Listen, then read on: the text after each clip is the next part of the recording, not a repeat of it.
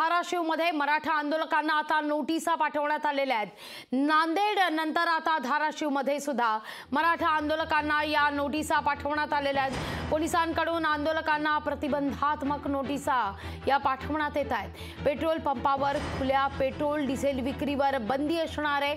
मराठा आंदोलनाची शक्यता लक्षात घेऊन या नोटिसा पाठवण्यात येत आहेत। जिल्ह्यातील ट्रॅक्टर चालकांना सुद्धा नोटिसा गेल्या असल्याची बातमी आहे।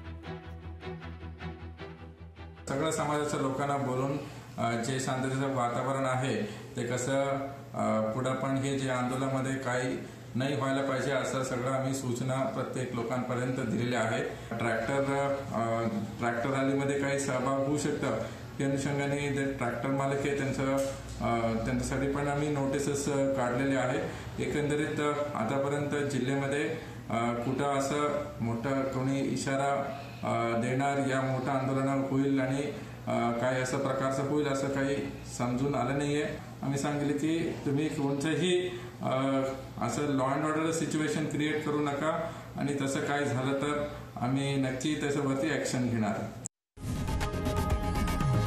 लोकशाही मराठी ऐका, पहा, जागरूक रहा।